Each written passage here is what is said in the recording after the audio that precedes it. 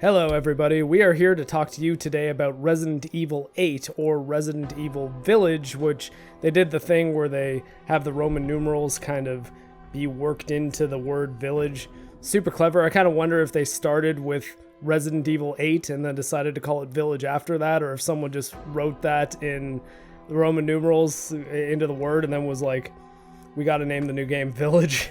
Because they did a similar thing with Resident Evil 7 and Biohazard. They put the 7 in the Z of Biohazard. Anyways, Lethal Lighting, you were playing the game on a PlayStation 4, correct? Yeah, base PlayStation 4, and it actually looks really good.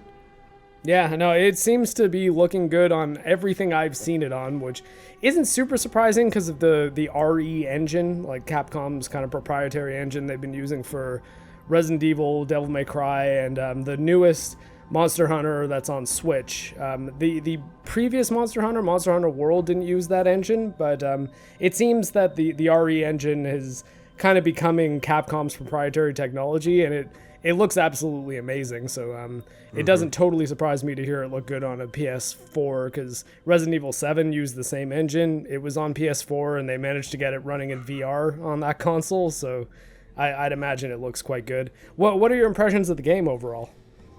I'll say about 4.5 hours in, but I'm playing pretty slow. Like, I'm doing a lot of exploration and all that and taking my time.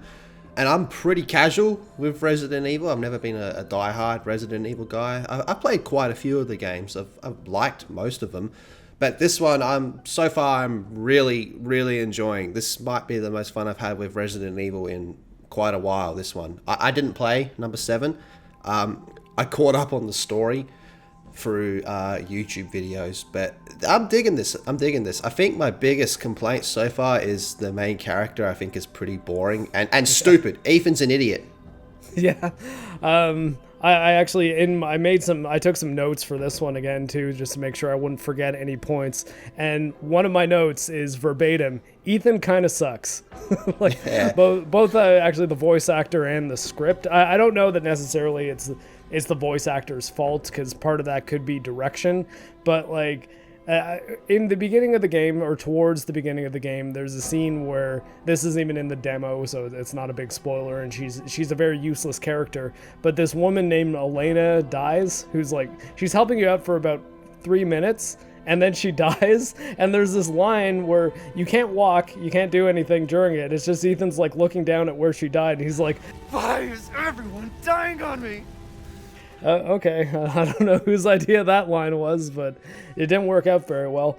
But I think that the interesting thing about Resident Evil, and in particular this game, is that it kind of leans into its silliness more so than like a lot of other survival horror franchises, especially modern ones, tend to do.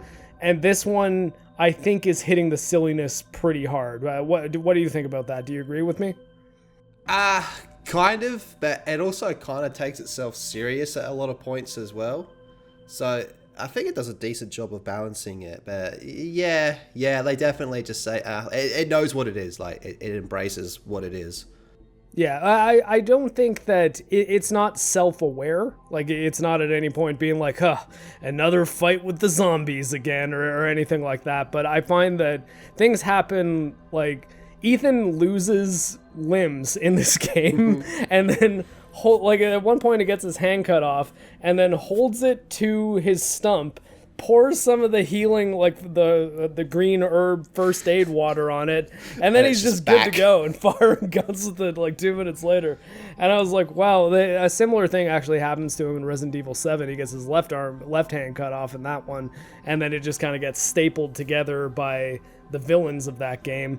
But I don't think they ever really touched on whether or not there was like magic stuff going on, or not necessarily magic, but like weird Resident Evil biohazard-y science going on to fix him. But this one is just like, no, he's just gonna hold the severed limb towards where it got cut off, pour some healing water on it, and then that's that. It's good to go. Yeah, because the part where his head actually does get cut off, you go, that's like came out of nowhere and a bit of a surprise, and it's all dead set serious that you have to grab your own hand and run away, and you're being chased by Lady D and all that type of stuff, and you kind of want her to step on you, but then like it's all dead set serious until he just reattaches his hand by itself, and it's good to go. Yeah, and I will say, without getting into too many spoilers, they do address that towards the end. I guess to frame our conversation, I have finished the game. My total playtime was, I think, 8 hours and 30 minutes. Lethal, where are you in it? Well, I think I've been playing pretty slow, but I'm in the dollhouse at the moment. Oh, okay. So that's like, for point of reference, that's the second area that you go to. There was another thing that I took in my notes here.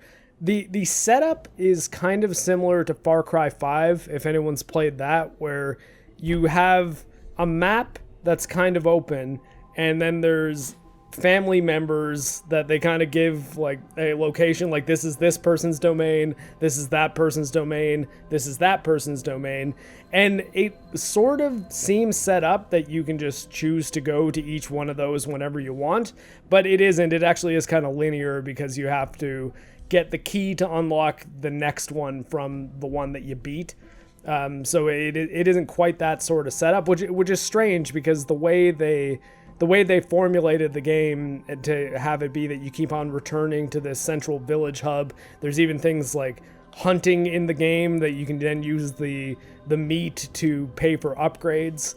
So there are kind of these weird Far Cry-ish elements to it that I thought would have been almost better served if they did let you choose which order you take out at least the three main villains who aren't the final boss or the first one, because you fight Lady D first, and then you fight this like doll maker that's the one that Lethal's on now. Then there's the fish person, because I referred to her as the fish man the entire time, but in the fourth guy's area, that guy refers to the fish person as Daughter Moreau, and I was like, oh, okay. So you misgendered them? Yeah, I suppose I did. Apparently, the fish person was female, but yeah, and then Heisenberg, who is not the Breaking Bad character. He's the guy with the kind of John Lennon glasses that you see in some of the trailers. You're goddamn right. And then Mother Miranda, who's like the main villain. What have you been thinking about the story so far, and the characters, the villains and stuff? Alright, so characters. Ethan sucks. I'm more interested in the villains. Like Lady D, I thought she was actually kind of interesting, considering, they didn't really give you a whole lot. Well, at least so far for me, it hasn't really given any of these characters a whole lot of story yet. I imagine there's like little bits and pieces. Like for Lady D, there's bits and pieces in her castle. We can find out more about her and her daughters. But I like the whole concept of like a vampire overlord and her daughters. But every time there's a reference to Chris Redfield, he just completely steals the show. Yeah, and he's not in it very much.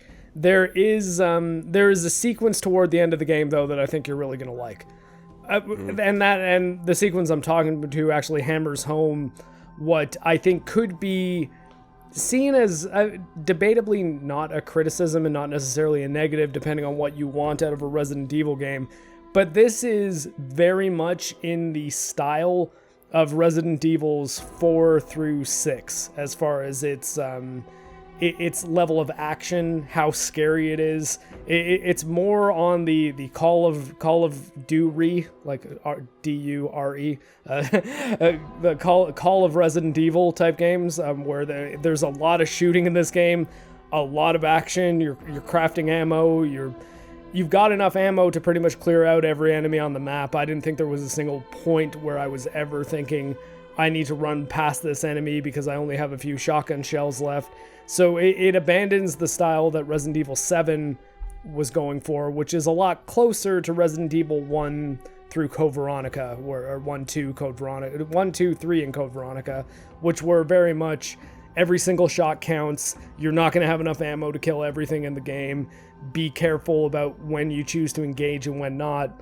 And the only thing that happens, the trade-off between engaging in combat and running, is if you engage in combat, you lose ammo, and you have a slightly safer path, and that's it. Whereas this game, in addition to Resident Evil 4 and I believe 5 and 6 as well, the enemies will drop ammo, they'll drop gunpowder that you can craft ammo with, they'll drop money, and there's a merchant who is not the same guy from Resident Evil 4, but there is a "what are you buying" reference at one point, which I thought was really cool. So, Lethal, what do you think about that? Like, what's your relationship with Resident Evil? Do you like the more scary survival horror, count your shots stuff, or do you prefer the more action heavy?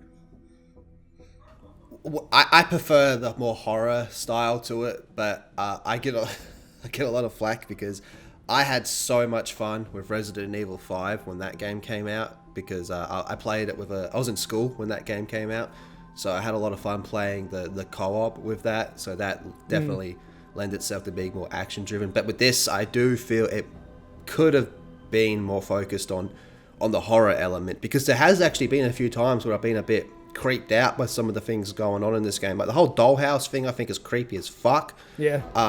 It was pretty spooky being chased in the castle by the vampire ladies and all that stuff. And I've had a few jump scares while just being around in the village itself. So I do think it could have lent itself a little bit more to focusing on the horror element. Have you gotten the 1911 yet? Like the 1911 pistol? Yeah. Yeah.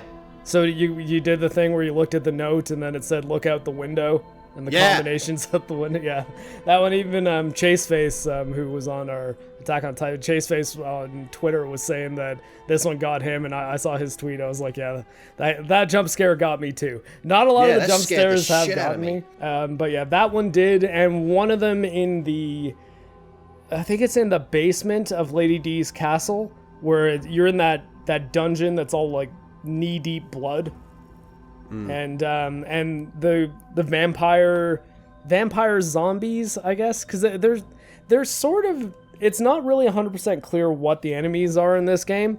There are lycans who are effectively werewolves, and you see a few of them that are full-blown werewolves. There are vampires, but the interesting thing about the vampires, they seem like they are vampires that are based on mosquitoes, as opposed to being based on bats, where like most traditionally vampires in fiction tend to be like half man, half bat to a degree, or like somewhere between man and bat. Whereas these ones are more like living mosquitoes, including Lady D, which is funny because mosquitoes are really small and she's gigantic. Oh yeah, she is. Yeah, no, truly, mommy did not step on us enough in this game. I'm not 100% sure what to call the rank and file zombie-like creatures that fight you sometimes, because I'm like, are these just stage 1 lycans? Or because there actually are ones that functionally behave like zombies, but we're never given any mention of the T-virus being in this village or anything like that. And the weirdest thing about the zombie enemies is you can't seem to explode their heads, like with your pistol, with your shotgun, or anything. You can with the lycans, though their heads blow up just fine.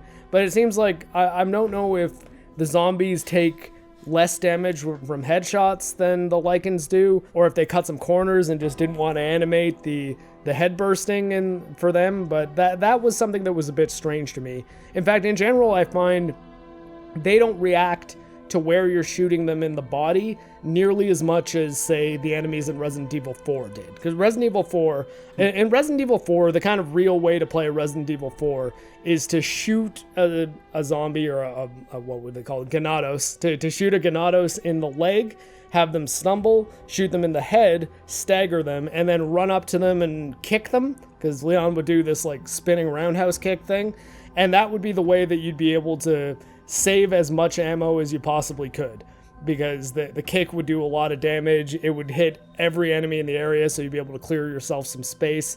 And granted, there's definitely no melee ability in this game, but it seemed odd to me that it didn't seem to make too much of a difference for things like shooting them in the knees and stuff. So I was essentially just going for headshots at all times.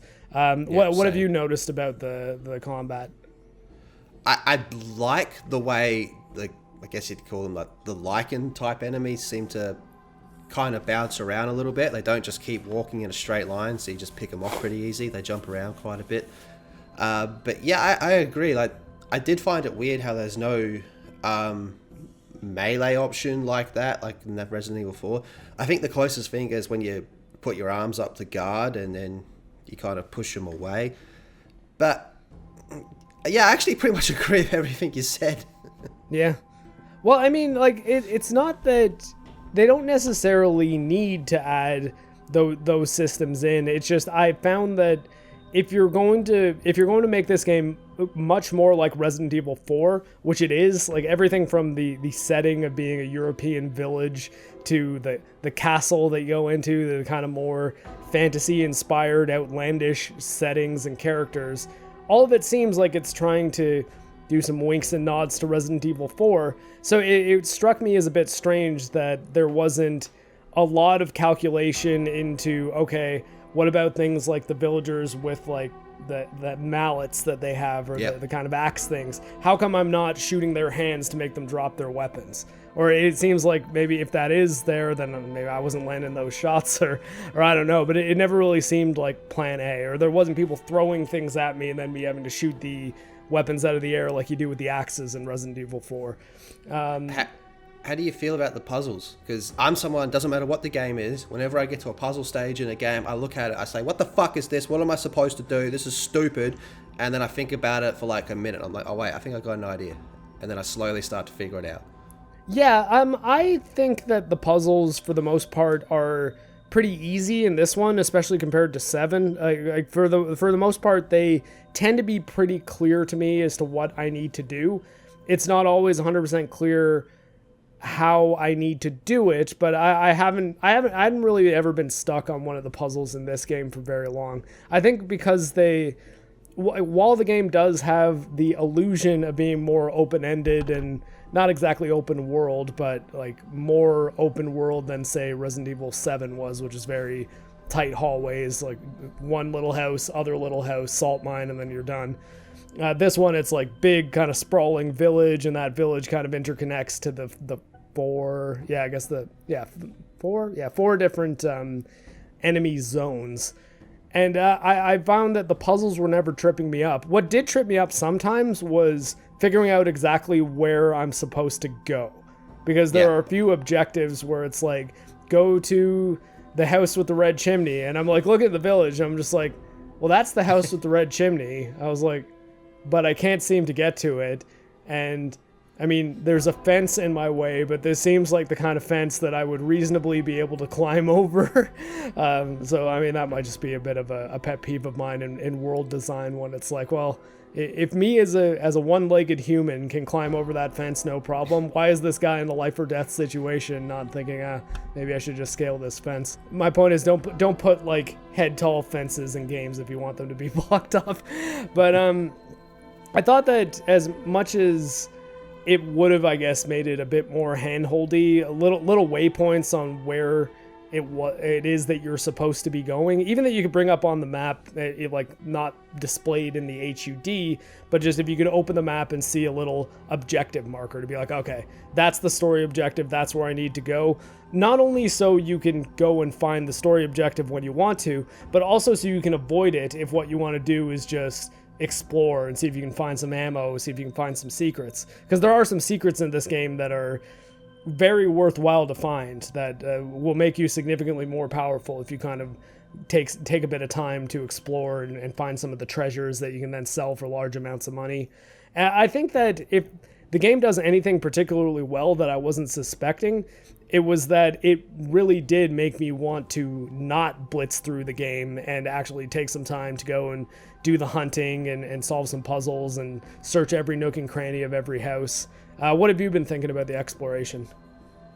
I like the way the village is the central hub, but it slowly opens up as you get more keys and stuff like that. So I quite like the exploration. I like how it's pretty condensed and you can kind of just go around the village as much as you want, really, as long as you can open up all the doors and whatnot.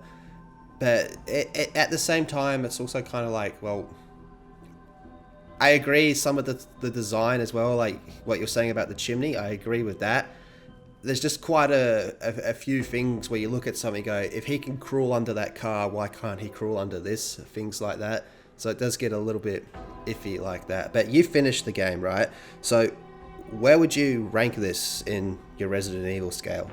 up on the higher end, middle Yeah, tier? I'm actually, like, as much as I've got some issues with some of the design of it, it's probably the most fun I've had playing a Resident Evil game. Maybe it's hard because I would probably say 2 Remake is better than this, but I think it is less scary than 7, but a lot more fun to play. It's more modern than 4. 4 is actually, it's kind of a tricky one to go back to now. As much as I really love Resident Evil 4, it's been one of my favorite games for almost a decade and a half now. But there are aspects to the way it controls that make it a little bit tricky to go back to, because it's so close to being a modern third-person shooter, but there's some things that are just not there at all. Like you can't sidestep and turn the camera around at will. That, like, you're all moving forward, backwards, and turning left and right is all on the left analog stick, and the right stick just kind of shifts the camera from side to side. It doesn't turn the camera. So while playing it with the controller, and then playing it with a mouse and keyboard is just really weird. Like it doesn't feel right at all. And this game though feels fantastic with the mouse and keyboard, to the point that I almost wish I put it on the hardcore difficulty, because I think that I was too good for the standard difficulty, and that got hammered home when I fired up the demo for the game on PlayStation 5, because there is like a timed 1 hour demo where I thought it was just you could play the whole game and then it cuts off at an hour, but it hard stops you in the middle of specific sections. There's a section in the village and a section in Castle Dimitrescu, and I found that shooting with the controller in this game was not nearly as responsive and precise as using a mouse, but B, and this is something that you actually would not have experienced, the triggers on the PS5, like the adaptive triggers, fight you when you're trying to shoot. So they make it so that you have to like pull the trigger really, really hard. And I get that for immersion, that's fine, but also I want to know that when I press R2 when I'm playing a first-person shooter video game, that it's actually going to shoot, and that I'm not going to have to be, oh right, I actually have to pull it all the way down, and I can't just tap the trigger like I would in any other video game. As again, bit of a nitpick, and I'm sure you can turn the adaptive triggers off, but I don't know. There's a lot of people who think that the new PlayStation 5 controller haptic feedback is like revolutionary, but it's gone from being things that I barely notice to things that actively piss me off. So I don't know that I can follow those people on, oh man, the controller vibrates way better, it's the future. It's like, I don't know. But yeah, what have you been thinking about how the targeting is in the game? Like, how would you compare it to playing any other, say, first-person shooter on PS4? It's pretty good, I mean, for what it is, but it's definitely not like Call of Duty or something where you can just swing it around however you want. But for the most part, I think it's fine. Like, does the job that it needs to do. I don't have any major gripes with it. Did you play Resident Evil 7? No. Oh, No. okay. So you're totally fresh on this. As if you didn't play Resident Evil 7, then you're totally fresh on this style of like first-person Resident Evil. Yep. Did you like it? Like, do you think that it's a good way for them to take the series? Because that's been a real split in the fandom. Like, there's people that have said that the first-person Resident Evil really brings back the horror feeling and makes the game scary again. And there's other people that basically think that if it's in first person, it's just no longer Resident Evil. Where do you come down on that fence? Oh, man. I think a lot of the stuff that creeps me out is actually because it's first person. Like that window section we're talking about, I don't reckon that'd be creepy if it was third person. No, probably not. It wouldn't make you jump, but I guess depending on the atmosphere of the game, that's not really gonna come down to is it first person or third person. So I'm open to the idea of first person. It hasn't annoyed me so far, but it is definitely it's definitely a bit of a change. Definitely a bit of a change for me, but overall, I don't mind it being first person. At least in this type of setting. The last Resident Evil I played was the remake of 3, which I didn't really think very highly of, in all honesty. And I reckon that would kind of suck if that was first person. Yeah, I think I could see that being a valid claim. 3 actually, I think, was more similar to this one in that it was much more action heavy than the remake of 2, which if you haven't played that, I actually think remake 2 is arguably the best Resident Evil game as far as them executing all the things that the series does well all in one game, and with the more traditional, I should say, because I guess super traditional would be the fixed camera angles of like the first 3 games, but a more traditional third person viewpoint. I think though that 7 and 8 both feel the most intense while you're playing them. And actually, if I have any complaints about the presentation of 8, I really wish that it had a VR mode, because Resident Evil 7, I don't know if you remember this at all, was really being pushed as the big PlayStation VR game. Sony actually, as much as I love this, paid to have an exclusive VR mode.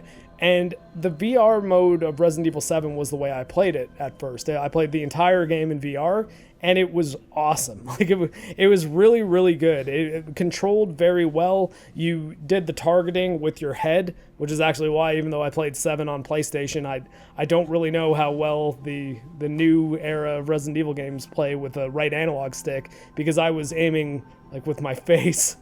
And you get really, really precise. Like, it's almost to the point of being similar to mouse and keyboard control. And by the end of that game, you just kind of feel like John Wick. Like, you're just popping headshots left and right. And there were a few things in this game that it seemed like it was very specifically built for VR. Like, there's times when, like, there's things that are getting right up in your face. And I was thinking, like, I feel like they were designing this for VR. But, and this is a theory, this isn't based on anything. I think because Sony made them have this big PS5 focused cross promotion. Like, the first demo for this game was called the Maiden demo and was exclusive to PS5. It wasn't even exclusive to PlayStation. It was PS5 only. And it was a scenario where you're this prisoner trying to escape the dungeons in Castle D, and Lady D kills you at the very end of it. It wasn't very long. It was about half an hour, I'd say. X-Ray Girl and I played it together, and it was pretty good, but it was a bit weird that it was like only on PlayStation 5, because it's like, why? Then they did this other thing too, where the demo that I actually just played a bit of was on PS4 and 5, I think, 2 weeks before it was on everything else. So I think it's possible that because the PS5 VR system isn't good to go, they might have just said, let's do a special VR edition next year when our new PS5 VR headset is ready to go. I don't have any proof of that, but I think that it seemed pretty clear to me that there were moments in the game designed around VR, and it was weird that they didn't implement it. But I don't know that you'd have any insight on that. But nope. Yeah. Base PS4. In 2021, I'm on a base PS4. All right, Lethal. Well, then, what do you think are your final thoughts on the game? Like, any overall impressions, recommendation on whether or not you think people should get this game? I reckon people should get it. I'm liking it so far, and unless there's this massive curveball later, I don't see that changing. I think it's pretty good so far. As someone who's finished the game, I could say there actually are a few massive curveballs and some things that if you're on the fence and you don't really want to buy this game for full price right now, if you haven't played Resident Evil 7, play Resident Evil 7 first. There are a lot of ways in which the story of this ties into Resident Evil 7, particularly towards the end of the game, and I don't think you necessarily have to play Resident Evil 7 to understand this one, but a few of the story events will be a bit more impactful. Again, I did mention I got about 8 hours and 30 minutes out of my first playthrough. That was a pretty thorough one too. Like, I was doing my best to find secrets and farm for some of the more valuable collectibles. So if that length is a bit too much for you at the full AAA price point, which is, I think for this game, $60 in the US, not $70 like PS5 games are, so I guess that's a bonus. But it's not a super long game. There are incentives for replay, like new weapons that open up that you can buy, like new game plus modes and things like that. And there is going to be a multiplayer mercenaries mode coming out soon, which could be pretty cool. But I don't know that I'd say rush out and buy it. I don't think you'll like it if you really want a very scary game, because I think this is very much a horror-themed funhouse adventure action game than a strict survival horror game. Ammo in this game is pretty plentiful. There's tons of combat. The thing is, the combat is lots of fun, and the scenarios that you're put in are really interesting. So I think that if you have any interest in this game at all, buying it would probably not be a bad decision. I think you would probably like the game quite a bit. Any final thoughts, Lethal? I think that's agree with that. And remember, as much as you want it, do not let the tall vampire woman step on you. Maybe just a little bit. Okay, maybe just a little.